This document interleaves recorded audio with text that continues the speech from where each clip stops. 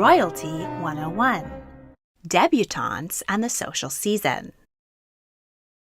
Thank you to Magellan TV for sponsoring this video.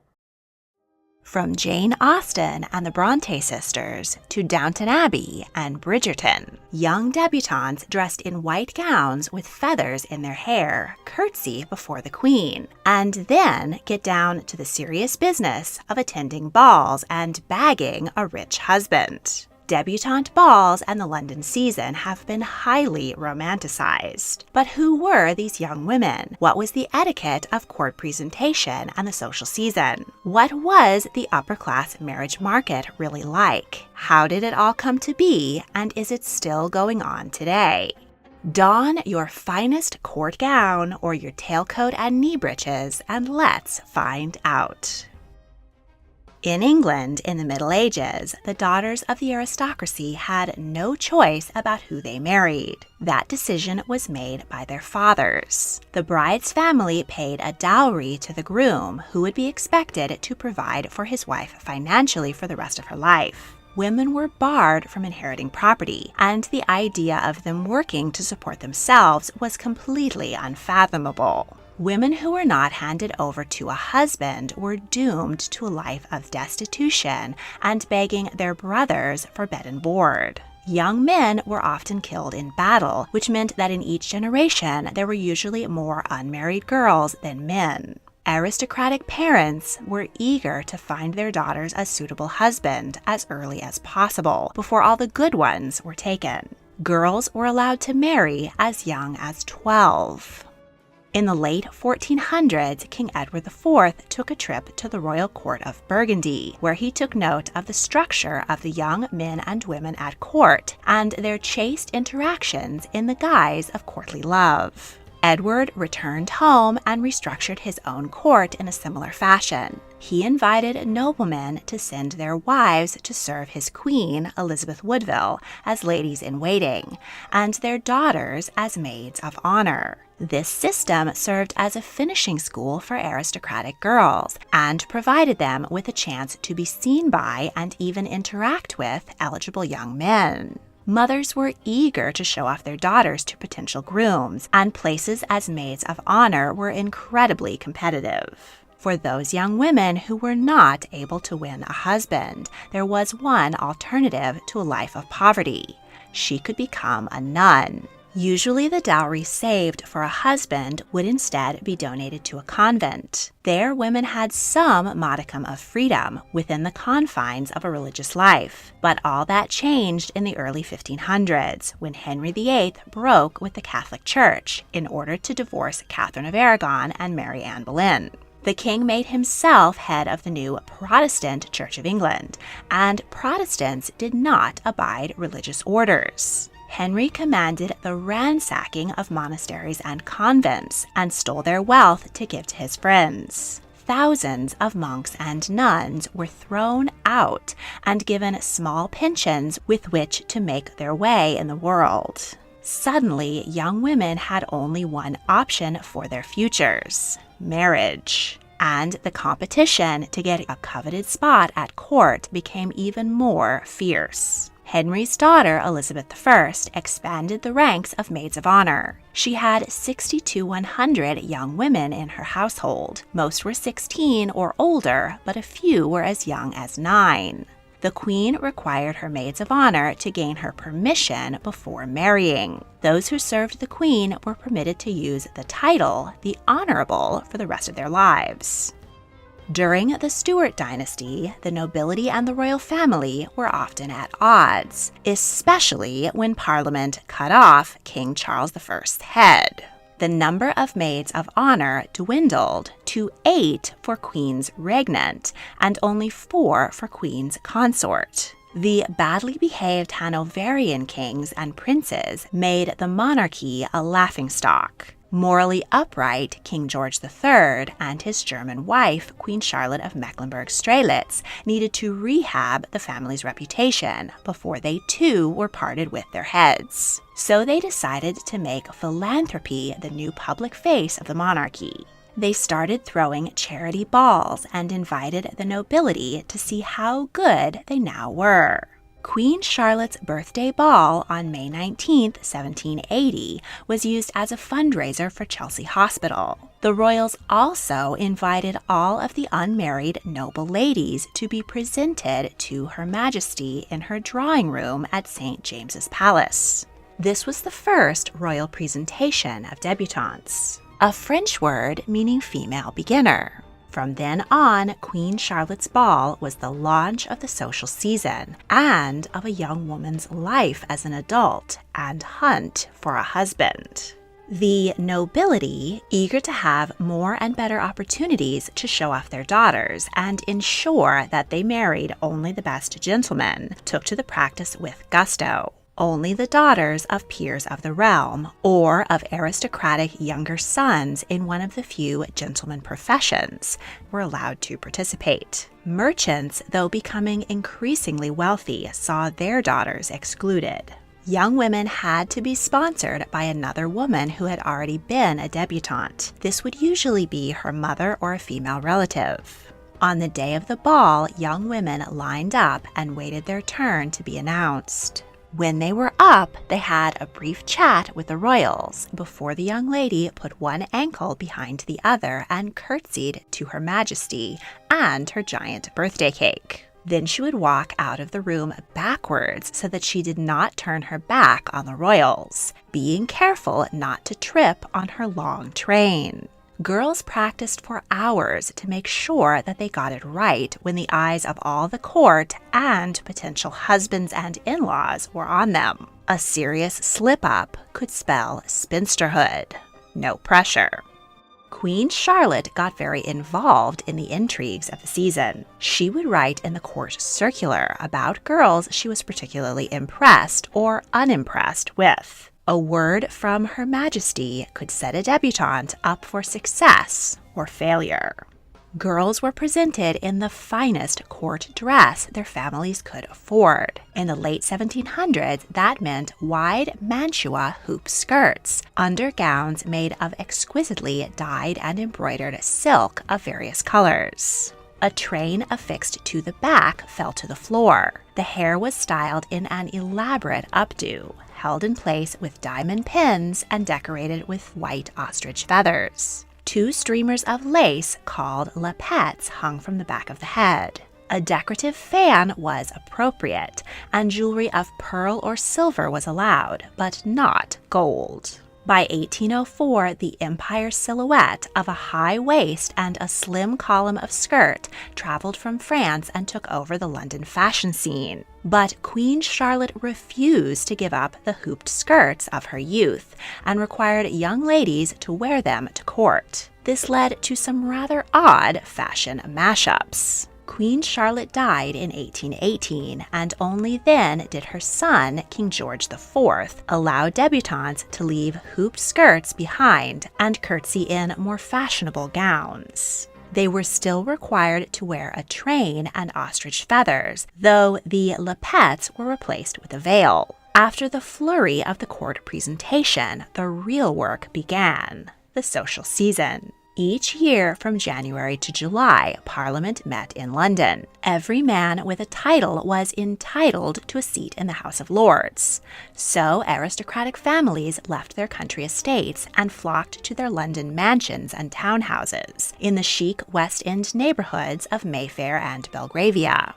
Horse races, sporting events, art shows, and festivals were highlights of the season. But the most crucial, frenzied period for the aristocratic marriage market launched with Queen Charlotte's Ball in early May and continued through the summer until everyone went back to the country for hunting season at the end of August. English upper-class society was known as the ton, from the French le bel ton, meaning the good tone or those with the proper manners. Members of the ton were intensely etiquette and class conscious, and the social hierarchy was rigid. A single faux pas could affect a girl's social and marriage prospects. Girls were expected to secure a proposal in their first or second season. Otherwise, she would be considered put on the shelf and face a life of spinsterhood and poverty. Young women doing the season felt immense pressure to pack their schedules with as many social events as they could in order to meet and impress the best possible husband. A young lady, along with her mother or chaperone, would spend the morning making social calls on friends and acquaintances. It was important to make social connections not just with potential grooms, but also with other women. They would drink tea and chat in the drawing room, or if no one was home, they would leave a calling card and expect a return visit. In the afternoon, ladies and gentlemen would promenade in the park. During the Regency period, St. James Park was the place to see and be seen. But by the Victorian era, the town had moved on to Hyde Park.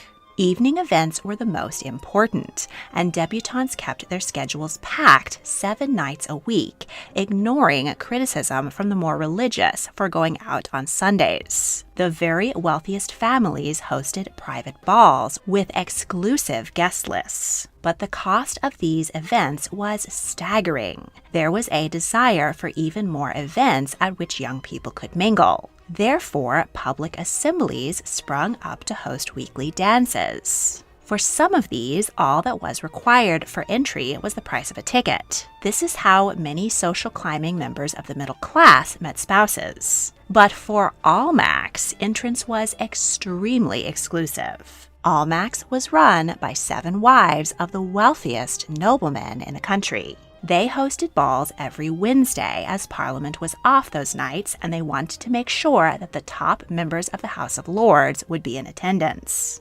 These patronesses were hugely influential, cliquey, and vicious. They tightly controlled the guest list and dress code and would blacklist guests who caused offense. They once turned away the Duke of Wellington for wearing trousers instead of knee breeches. If you were deemed worthy, you would be invited to purchase a voucher for the season. Voucher holders could bring 1 guest, but only if they presented themselves to the patronesses beforehand and passed muster.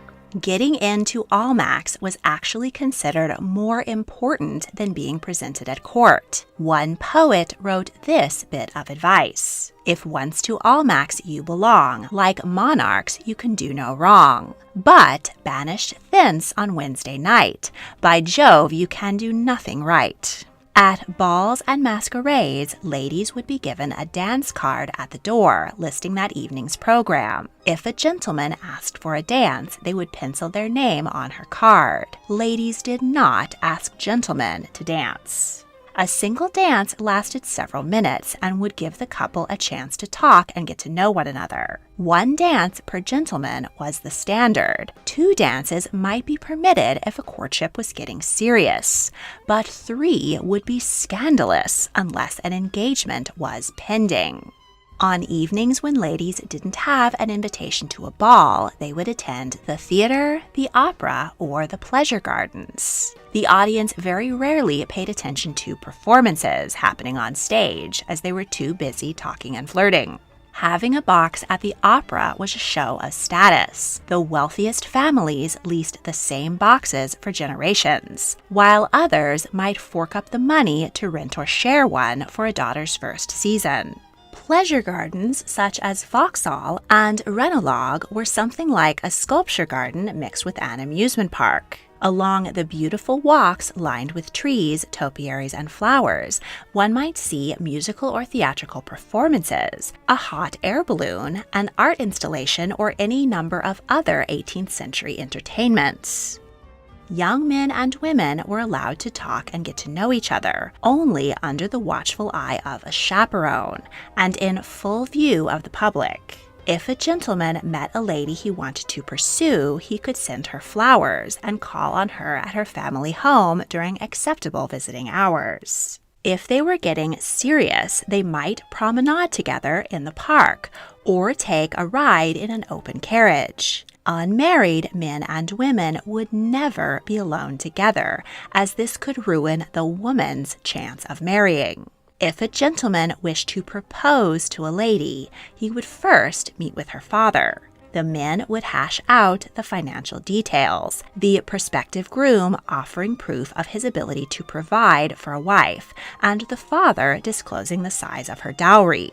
When the men came to an agreement, the young man would make a formal offer of marriage to the young lady. This might be in person, the only time the couple would briefly be left alone together, or in a formal letter. She could refuse, but this would cast a shadow upon her and possibly end her chances of marrying anyone else. If accepted, the gentleman might give his fiancée a ring of gold, gemstone, or enamel. Diamonds did not become popular until the 1900s. If you want to learn more about fascinating women of the 19th century, then check out Calculating Ada, the Countess of Computing. This documentary tells the story of the brilliant Ada Lovelace, who wrote the first computer program and tried to get the world's first mechanical computer built, but was thwarted. You can watch this and so many more educational and entertaining documentaries on Magellan TV. This platform is dedicated to delivering the finest curated documentaries from around the world. They have an incredible collection highlighting whatever you're interested in, including scientific discoveries, nature, art, culture, crime, and beyond. And you know I can't get enough of their library of history documentaries. Two other series I highly recommend are A Tale of Two Sisters, Hidden Heroines of History, and She-Wolves, the Early Queens of England. Click the link in the description to get a free 30-day trial to watch Calculating Ada, the Countess of Computing, and all the rest of Magellan TV's extensive collection of over 3,000 documentaries. And now, back to history. All the balls, tickets to events, and buying the latest fashions added up, thus ensuring that only the wealthiest of young people could participate in the season. In addition to being judged on their bankroll, beauty, and breeding, debutantes had to impress potential grooms with their social graces, conversation, proficiency in playing an instrument and singing, dancing, drawing, speaking foreign languages, and of course, modesty. Girls were trained throughout their childhoods to be seen as ideal wife material. But it wasn't just the women who were being judged. Mamas wanted to get the best son-in-law they could, and that meant a man who held or stood to inherit the highest title possible. At the top were dukes, a rare prize with only about 24 in the nation at any time. Next came marquises, earls, viscounts, and finally barons. Famed poet Lord Byron inherited a barony at the age of 10. He attended London season events and called it a marriage mart. He courted debutante Anne Milbank, and they wed in 1815. But they were mismatched. She was religiously upright, and he a notorious philanderer. They had one child and separated a year later. Noble titles, estates, and the bulk of wealth was inherited by the eldest son. Therefore, the size of the nobility remained consistent over the centuries. There were only about 200 noble families in England, and 100 more without a title but with at least 10,000 acres of land. With such a small gene pool, there was a lot of incest going on. Younger sons did not inherit much wealth, so they needed to take up an honorable profession. The limited options included doctor, lawyer, or officer in the military. These men were acceptable grooms for a debutante, but a man with a title was always more desirable. Girls were usually presented at court and put on the marriage market between the ages of 16 and 19. Meanwhile, upper-class young men spent several years attending university, traveling, and possibly learning a profession. They began to look for a bride in their mid-20s to early 30s. Young women were expected to be completely chaste before marriage. Many doctors believed that women had no sexual desire whatsoever. Their mamas might give them a basic explanation of the birds and the bees before their wedding night, or they might be told to simply do as their husband instructed. Meanwhile, it was considered a rite of passage for a young man to make his first trip to a brothel. Men usually went into marriage with a great deal of sexual experience with lower-class women. They may even have a venereal disease or an illegitimate child or two. When she was 17, beautiful, stylish Georgiana Spencer bagged society's most eligible bachelor, William Cavendish, the Duke of Devonshire. Though she and her parents were thrilled with the match, the marriage was far less joyous. William had more interest in drinking, gambling, and womanizing than his young bride. He was furious that it took her 16 years to provide him with a male heir, and instructed her to raise his illegitimate daughter. William took Georgiana's best friend as a mistress, and the couple lived separate lives. In 1837, 18-year-old Queen Victoria came to the throne. She was a romantic and took a great interest in debutante presentations. A statement was issued that debutantes must be sure to wear feathers large enough for the Queen to see. The event was moved to the newly constructed Buckingham Palace. Victoria wore white to her own wedding in 1840, and she made the color standard for brides. As presentations are all about a girl's eligibility to be a bride, white soon became the de rigueur shade for debutantes as well. Debutante gowns continued to follow the silhouette of the day, in white with the addition of a train, veil, ostrich feathers, and a feather fan or bouquet of myrtle in the hand. Victoria acted as the fairy godmother of the debutantes, suggesting advantageous marriages for the ones who particularly impressed her. By the mid-1800s, Almack's had lost its sparkle. A German prince complained that the rooms were plain and the refreshments wretched, and despite his own difficulty in securing a ticket, a great many nobodies had wriggled in.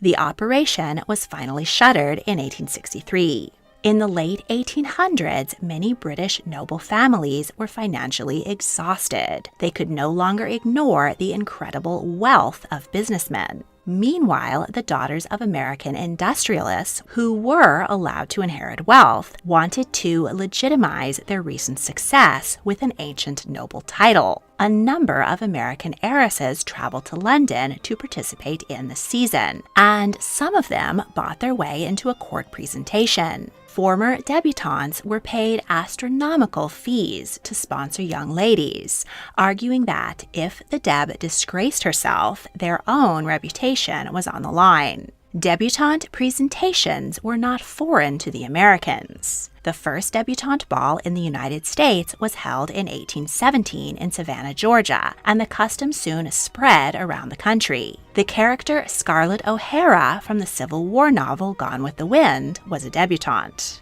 Many American heiresses did bag a noble British husband, and they and their money were incorporated into the British aristocracy. Check out my video on American dollar princesses. Debutante presentation and the social season continued to be a cornerstone of upper-class British life through World War I and the 1918 flu pandemic. So many young people died in these events that those who survived shifted their priorities. Courting rituals loosened up considerably. Young women were just beginning to attend university and have careers and lives outside of becoming a wife and mother. And they won the vote in 1918. Court presentations carried on, but many debutantes, or debs, saw it as a bore and a family obligation, rather than a highlight of their lives. Elizabeth Montagu Douglas Scott, the future Duchess of Northumberland, was crowned Deb of the Year in 1939. As part of the honor, she played long-dead Queen Charlotte and cut the giant birthday cake with a sword. Elizabeth found the whole process deeply embarrassing. Sir Ewan Forbes, a trans man, was pressured by his family to be presented as a Deb. At the time, he was undergoing early hormone treatment and beginning to grow chest hair. He found the whole ordeal deeply uncomfortable. Unity Mitford, the fourth of 6 sisters, found the debutante circuit deadly dull. She let her pet rat loose at dances, wore a snake as a necklace, and wrote letters to friends on paper she'd stolen from Buckingham Palace. She later defected to Germany and joined the Nazi Party. Deb Fiona McCarthy had been accepted to Oxford University, and magazines labeled her a bluestocking, a derogatory term for liberal-educated women. In the 1920s, the fashion for short haircuts made it difficult to keep the ostrich feathers in place. Hairpieces, diamond star pins, and tiaras were common solutions. Ostrich feathers were finally removed from the dress code in the 1930s. In 1939, King George VI and Queen Elizabeth sat through 5 sessions so that 1,000 debutantes could be paraded before them. There were concerns that the event had lost its exclusivity. Before the presentations, cars carrying Debs were lined up on the street to Buckingham Palace. The public came out to gawk at the young women, often making comments on their appearance in earshot. Magazines printed details and reviews of debutantes' looks, what they wore, and who was courting them. In 1932, The Bystander wrote of that year's class. On the whole, they were not as pretty as last year. There was rather a lot of puppy fat. Fashion magazines gave advice on what Debs should expect and wear. One suggested that if a Deb couldn't afford to order couture gowns from the famed court dressmakers, she could get by with a wardrobe costing £223. That's about $15,000 today. Most Debs and young gentlemen were eager to get the formal court presentation and boring balls out of the way. Once their chaperones fell asleep, they could sneak out and go to nightclubs. American Ambassador Joe Kennedy and his family, including future U.S. President John F. Kennedy, participated in the 1939 London season. The Kennedy children were incredibly popular for their good looks, charm, and carefree nature. 19-year-old Kathleen Kick Kennedy met William Cavendish, the son of the Duke of Devonshire and descendant of Georgiana, at a Buckingham Palace garden party. The pair wed in 1944, but 4 months later, William was killed in action on the Belgian border. Kick died in a plane crash just after the war. She was 28. World War II was a death knell for the debutante ball. Most young women, aristocratic and common, went to work to support the war effort. They labored in factories and on farms side by side, and class distinction crumbled a great deal, but not entirely. The royals lost interest in sponsoring the debutante ball. Prince Philip called the event bloody daft, and Princess Margaret complained that every tart in London is getting in. In 1958, Queen Elizabeth II announced she would no longer have debutantes presented at court. The debutante tradition does carry on in several capacities. In the United States, young women from wealthy and famous families are presented each year at debutante cotillions in every major city in the U.S., especially in the South. The most expensive and prestigious is the invitation-only International Debutante Ball, held at the Waldorf Astoria Hotel in New York City. Much like their British predecessor, these events are criticized for promoting classism, racism, sexism, homophobia, and transphobia. Many African-American organizations have created their own debutante cotillions, highlighting academic achievement and community service. American high school proms have their roots in debutante balls. They're seen as a more democratic rite of passage into adulthood. Australia and Ireland also have Deb balls, which are something in between a cotillion and a high school prom. In the early 2000s, the original Queen Charlotte's Ball was revived by former Deb Ginny Hallam Peel. Princess Katerina of Yugoslavia and Princess Olga Andreevna Romanov serve as royal patrons. Modern debutantes are recruited from Britain's elite private schools and include the daughters of many famous and wealthy people from around the world. Their program now includes classes on business skills, networking, etiquette, and fundraising for charity. And they still curtsy to a giant birthday cake, just as young women did 240 years ago. Want even more tea on history? Check out the History Tea Time podcast, available on Spotify, Apple Podcasts, and Google Podcasts. If you enjoyed this video, please like, subscribe, comment your thoughts, and check out my other royal history videos. If you really want to help, please consider supporting me on Patreon. A link is in the description. Thank you for watching.